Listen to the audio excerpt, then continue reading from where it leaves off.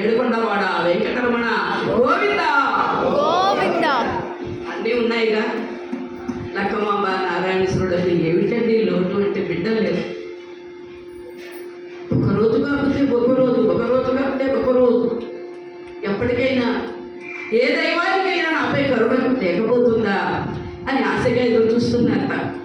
వీళ్ళ కోరిక తీరడం లేదు. కొంచెం మగవాళ్ళు గంభీరంగా ఉంటారు, ఏదైనా ఉన్నా బయట పెట్టరు. ఆడవాళ్ళకు ఉంది కదమ్మా వీక్నెస్, ఏది తట్టుకోలేదు. ఈ బాధ ఎలా ఉందంటే చాలా బాగా చింతపడిపోతుంది. అమ్మాని పిలిపించుకునే భాగ్యమే నాకు లేదా అనుకుంటుంది. వాళ్ళు చెప్పారు, వీళ్ళు చెప్పారు, ఇరుగమ్మ చెప్పారు, పొరుగమ్మ చెప్పారు అని ఉపవాసాలు చేస్తారు. గుళ్ళు చుట్టూ తిరుగుతోంది, ఏది చేయమంటే అది చేస్తారు.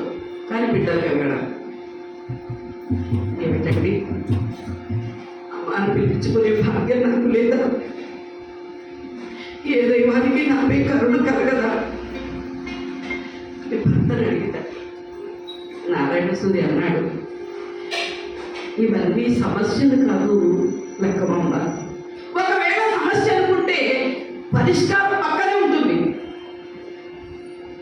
దాన్ని వెతుక్కోవాలంటే. ఇప్పుడు సంతానం లేదని బాధపడుతున్నావు కదా, మనల్ని మించిన శక్తి ఉంది. ఎవరంటే ఎంతటి బాబు అయినా ఎప్పుడేది మనమ్మను నిలిపివేడగా పంతలు వారి కోరికల వారిగా గొప్పగా ఒక శ్రీరమానందుడు వెంకటేశ్వరుడు తప్ప చెప్పలేదు. ఎటువంటి పాపం చేసిన వాడైనా నిన్నే నమ్ముకున్నానయ్యా ఏడుకొండలవాడ, నీ పాదాలే నాకు శరణమయ్యా ఆయన నమ్మితే చాలు, గోవింద అంటే చాలట. ఆయన ఆ పాపాలన్నీ పోగొట్టి వాళ్ళ కోరిక, ఒక్క కోరిక తీర్చట. కోరిక వారిగా గొప్పగా ఒక శ్రీరమానందుడు వెంకటేశ్వరుడు తప్ప మీరెవ్వరు లేరు. కాబట్టి మనం తిరుపతి పెడదాం, స్వామివారిని దర్శిద్దాం. సరే మంచిది, ఓ మంచి 3 శుభముహూర్తాలు చూస్తున్నారు.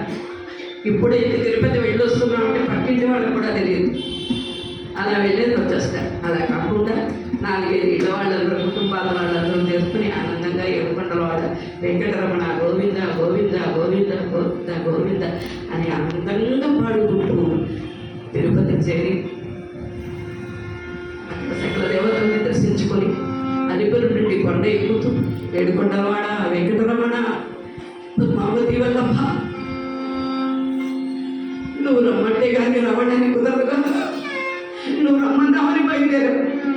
ఒక్క బిడ్డను ప్రసాదించవయ్యా, మళ్ళీ ఇంకొకసారి వచ్చి నీ దర్శనం చేసుకుంటాం అని మొక్కుకునే కాదు. నీ కొండకు నీవే రప్పించుకో, ఆపద మొక్కులు మాదే ఇప్పించుకో.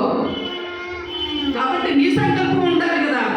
నువ్వు రమ్మన్నామని వచ్చేస్తున్నావు స్వామి, ఒక్క బిడ్డను ప్రసాదించవయ్యా అని చెప్పి ఆనందంగా కొండ తిరుమల చేరుకుని గరుడగంభం వద్ద సాగిలు పడి సద్గురుతుల్ని ప్రసాదించు తండ్రి అని పెట్టుకున్నారట.